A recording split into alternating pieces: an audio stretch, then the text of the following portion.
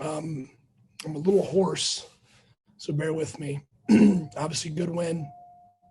Maryland, I thought, played really well in the first half.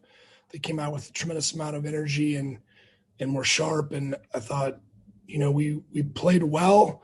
But I thought if we absorbed that pressure and were able to get, to half at zeros, I felt really good.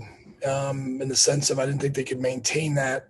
And I thought our depth would start to really help. And I think that second half has started to turn. And we got the goals, obviously, at crucial times. Nick, great serve on the first one. And then, Victor, putting two away on the restart, obviously, for number two. But good performance overall. Certainly the first half, I thought we played pretty well. Second half, I thought we played very well. And it's obviously great to advance and move on. Jared Kelly. Hey, Todd.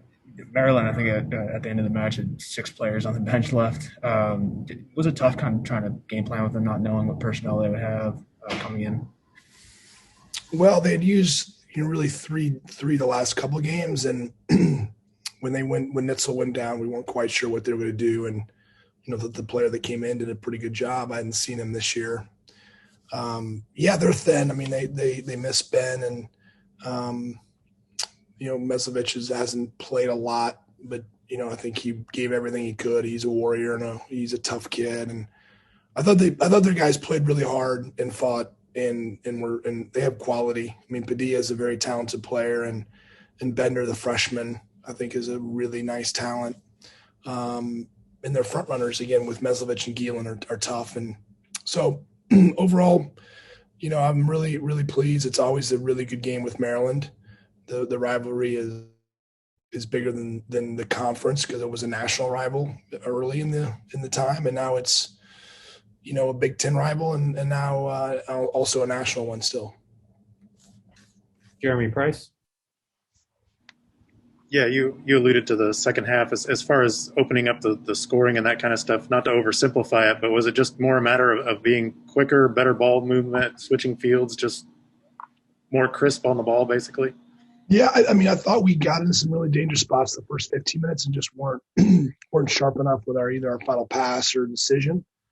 The ball Nick gave was we've been working a lot on his service, especially with Spencer not available. That's even more important because BB, is his non-dominant side and does a really good job, but, is not going to put in the ball that Nick could. And we've been working hard on that, and it was great to see that link up and help us get a huge goal. But I did feel we played a little sharper, our ball movement, our ideas, but I also thought our defending was a bit better, and I think that always starts our attack. The space is wide against them. They play very narrow with their diamond shape in midfield, and you saw that the first 10 minutes, AJ was able to find Nick in a couple moments early where the field opened and we just weren't clean enough. And, they definitely give you some certain areas of the field, and you got to take advantage of it. Tom Brew.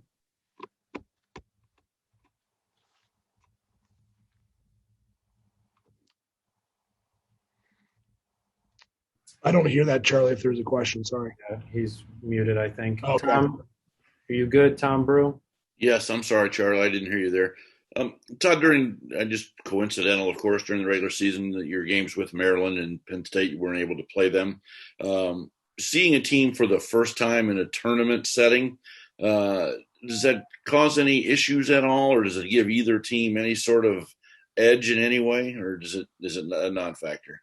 It's really nice because sometimes we've seen teams 2 or 3 times, and usually, Maryland at this point of the year, we at least see them. That would be our second time.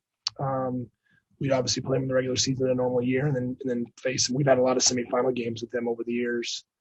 I think the guys were excited to play 1, Maryland, and 2, a team they hadn't seen. So I wouldn't say it was an advantage to any one of us in particular, but I think it just gave the game a fresh feel and, made for, I think an entertaining game for all those that were able to tune in tonight on BTN. Evan? You talked about that rivalry on the national level you guys have had with Maryland, and even in the Big Ten tournament, a lot of, like you said, a lot of semifinal matches, I think 3 in a row. What does it mean to have that level of competition on a regular basis? Well, I mean, to the Big Ten, I mean, you see it year in, year out. I mean, that's the top of our league is as good as anyone. And, so if you're winning the regular season and making a run in the Big Ten tournament, then you've beaten teams that are in the top tier of college soccer. And I feel that it's harder this year because there wasn't crossover games, so we don't really have a good sample. But I'm pretty confident that the top teams in the Big Ten are as equal or as good as any team in the other conference based on what I've seen. And we'll obviously get to that point once we have one more game to get sorted out to get after, and then we'll get ready for the third season. But right now, I mean, the guys are really, really focused on getting a chance to win another title. It's hard to get in these spots and to do it at home. Just wish our fans would be there with us, but I know that they're there, following and watching us and cheering us on. We can certainly sense it from a lot of the comments being made. Jack Edwards. Yeah, hey, Coach. You talked a bit about the importance of Nick Sessick when you don't have Spencer Glass at left back, and probably had his best performance in an IU shirt, getting his first point. What was the key in getting more out of him from that right back slot today? Well, just encouraging him. I mean, he's a great kid, and then sometimes I think he could be more assertive on the field. He always wants to be the supporting teammate, doesn't want to let people down, and the times tonight he needed to go out a little bit more reckless in the sense of like making his moments, and whether it was positive in the outcome, but we knew we could take risks in the areas that we gave him and give him the feeling of like, hey, we need you to hit 2 or 3 balls in based on the cues, and if you don't hit it, great, get the next one, be ready to hit the next one. Don't let the one person bother you. And so we're always encouraging him to, because he doesn't know how good he is. He's a really talented player. You did see it tonight, the start of what we saw all with him, with our team. And he had been injured, obviously in the first game, and hasn't gotten through a 90 up until last game. And it's really good to have Nick performing at this level, in particular with the huge loss of Spencer. Ari, and then we'll wrap up with Jeremy Price. Coach, you've played Maryland a bunch since the Big Ten's come on, but every game's been a nail-biter. You beat them with the Gutman goal late. You beat them last year on the PK, and then you've had a bunch of ties, and then I think they've beaten you by a couple of goals multiple times. So how does it feel to finally beat them relatively comfortably and not be biting your nails in the last few seconds when you beat them? Well, I don't think I ever felt comfortable. But yes, you're right. It wasn't like going into overtime and a shootout. So yeah, have a 2-goal lead is one really once I got past that 5-minute mark, but they weren't giving up. They were surging.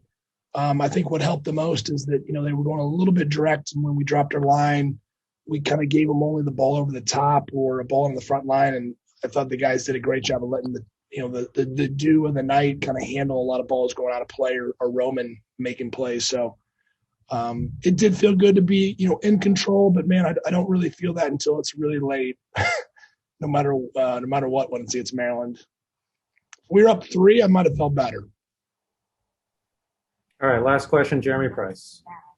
Yeah, you mentioned obviously not having the fans here or whatever. I guess, watching on TV, Vic makes it look so easy, but what can you kind of say about the quality of that finish for those that can't be here to kind of see it in person? And then just secondarily, I assume that was just some cramps for Vic in the second half there. Yeah, he'll be fine. He just had a little bit of cramping and whatnot. But yeah, I mean, Vic's a special finisher. We said it heading into the year. I was pretty straightforward when people kept asking, where will the goals come from? I felt really confident based on his success last year and what he did over the summer and at home during COVID, and then his fall performance. Every scrimmage we had, he was scoring different types of goals.